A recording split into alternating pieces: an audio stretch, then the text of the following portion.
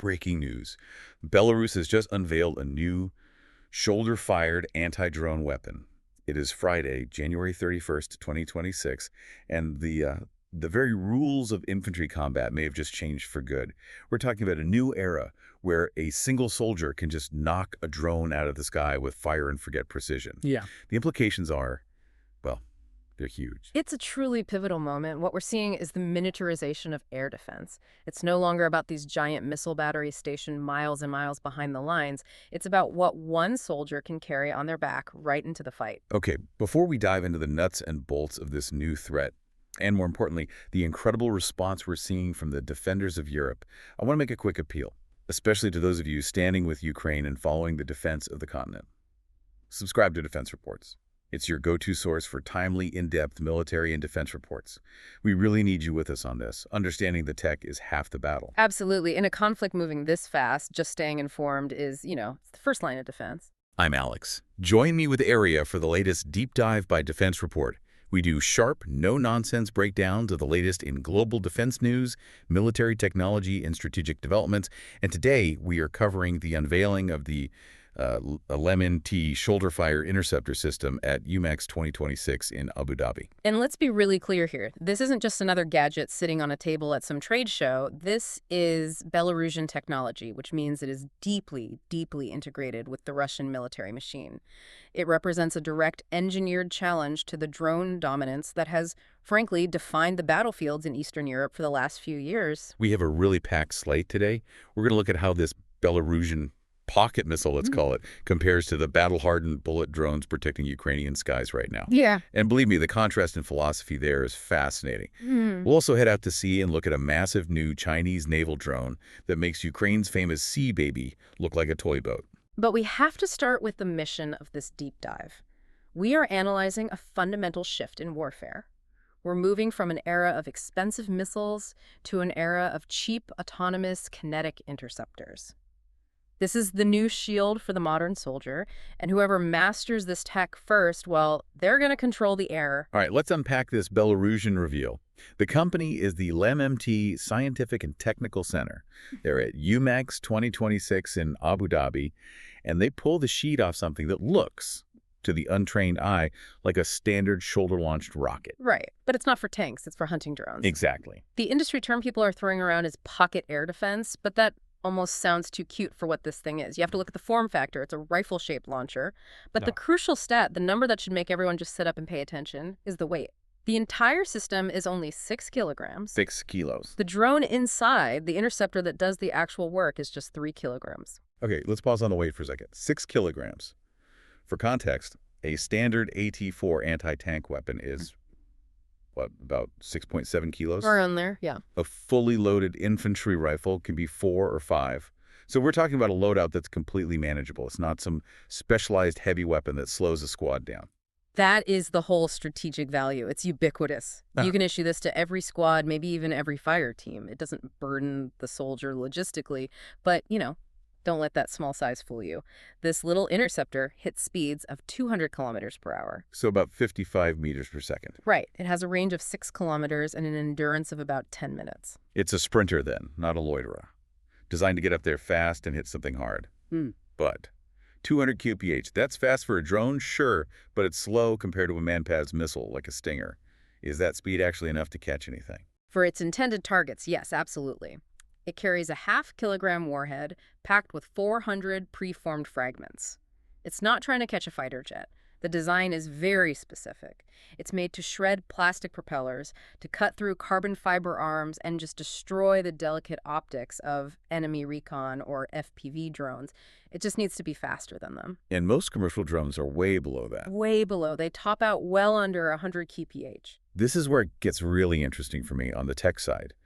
We've seen Russian systems before like the Yoka, but they were basically, what, net guns, simple jammers. Oh, this is a generational leap. It is significantly different, and that's the worrying part.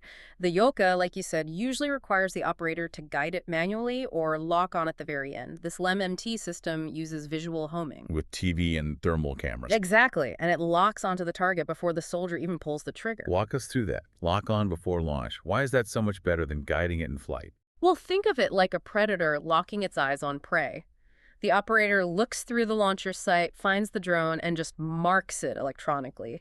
The interceptor inside the tube syncs with that image. Once it leaves the tube, it's completely autonomous. Fire and forget. So no radio link needed. No radio link at all. And that's the kicker. Which means it is effectively immune to standard electronic warfare. You can't jam a signal that isn't there. The drone is doing all the processing on board visually. Plus, for the soldier, it's shoot and scoot. They fire. They can immediately get to cover. They don't have to stand there guiding it, exposing themselves. That is a massive tactical advantage. If you're a drone operator on the other side, you don't even know you're being targeted until that interceptor's right on top of you. Yeah. And I read they aren't stopping at the shoulder-fired version, are they? No, they're scaling it up. They showed off a mobile variant. It's essentially a box launcher with multiple interceptors mounted on a 4x4 chassis like an old GAZ-66.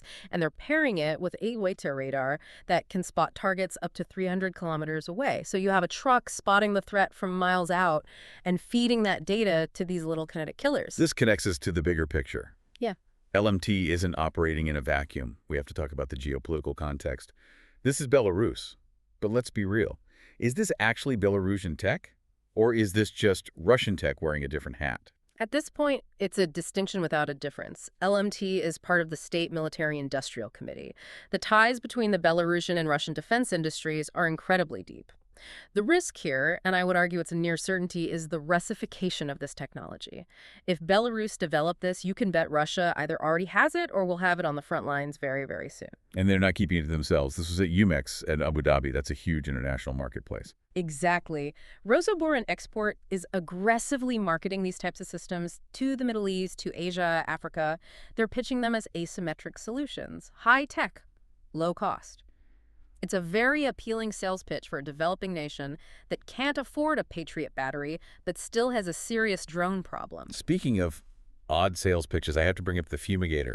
I saw the pictures and I laughed, but I probably shouldn't have. The Bukhanka van. The Loaf, that old Scooby-Doo van that's been around for 60 years. Yeah. They've turned it into a piece of high-tech warfare. It looks absurd, visually. This vintage, almost rusty-looking van with these mushroom antennas all over the roof, but it's actually quite dangerous. This is the Fumigator V. They've turned them into mobile electronic warfare stations packing 14 jammers powered by the vehicle's engine. So it just drives around creating a dead zone for drones. How effective can that really be against modern frequency-hopping FPVs? Surprisingly effective against commercial standards. It's designed to suppress the control channels and navigation signals. It creates a protective bubble, maybe 200 to 300 meters, depending on the terrain. It's a crude platform, sure, but the EW tech inside is modern. It's a survival mechanism for convoys. It's that mix of a low-tech chassis with a high-tech payload that seems to define this whole conflict. And on the Russian offensive side, Kalashnikov was showing off some new toys at UMEX, too. Yeah, the Lancet E and the Karakurt 2.0. The Karakurt is interesting. It's a tube-launched recon drone, which, again, speaks to that portability trend. But the Lancet, they're claiming Lancets have hit over 4,000 vehicles. 4,000. That's the scale of the threat. Yeah. That is why systems like this LMT interceptor are being built, to stop that kind of volume. But here's the tilt, and this is what really matters for our listeners tracking the actual flow of the war. Belarus is showing off prototypes. Russia is showing off marketing brochures. Ukraine is showing off receipts. That's the critical distinction. While Belarus is debuting promising tech, Ukraine is selling combat-proven results. The Ukrainian manufacturer, NIUI, they were just swamped at UMEX. Delegations from Japan, the Philippines, the UK, they all wanted to talk to the people who are actually fighting this war every single night. Let's talk about the Bullet. It sounds simple, but the philosophy behind it is, well, it's just brilliant. The Bullet interceptor drone, made by General Chereshnya. This isn't a concept, it's a hunter. It is specifically designed to hunt and kill Shahed-type loitering munitions. Those loud, slow mopeds that terrorize cities. Why use another drone for that? Why not just shoot it down with a machine gun? Economics and probability. Hitting a drone with a gun is way harder than it looks, especially at night. And using a proper missile costs, what, $100,000 or more? The strategy here is about winning the economic war. You use a cheap interceptor drone, a few $1,000s maybe, to kill a cheap attack drone. Right. You save your Patriots, your Iris-T missiles for the high-value targets, the cruise missiles, the jets. Exactly. It's an economic war as much as a kinetic one. Yeah. If you fire a $1 million missile at a $20,000 drone, you lose, even if you hit it.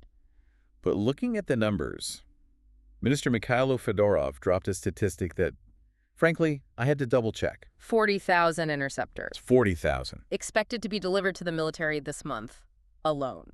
That scale is just unprecedented. Yeah. They are industrializing innovation at a speed that Western nations are really struggling to match. And it's not just the high-end stuff. You saw Ukrainian armor is modifying old mortar rounds to be FPV drones. It's the ingenuity of survival. It is, taking existing munitions and just giving them wings. But the key takeaway here is that Ukraine is now integrating into Western supply chains. They're setting up production in the UK. Ukraine is effectively writing the doctrine for interceptor drones for the rest of the world. Everyone else is just taking notes. So we've covered the air. Let's shift to the water.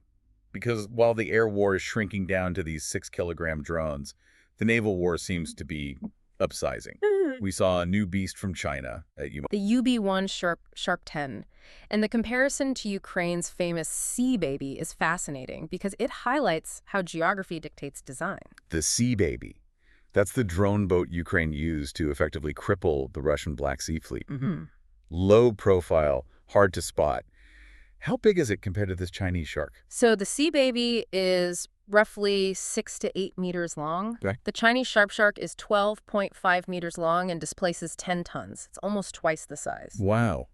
Why so big? Is it just that Chinese military preference for bigger is better? Or is there a functional reason for that? Oh, there's a very specific reason. It's about the mission profile. Ukraine uses Sea Babies largely for one-way trips, kamikaze strikes. They go out, they hit a bridge or a ship, and they don't come back. Exactly. And the Black Sea is a relatively enclosed theater. They don't need to cross an ocean. Right. China, on the other hand, is looking at the Philippine Sea, the Taiwan Strait. They're looking at blue water operations. They need range. They need a drone that can patrol, loiter for days, and crucially return to base.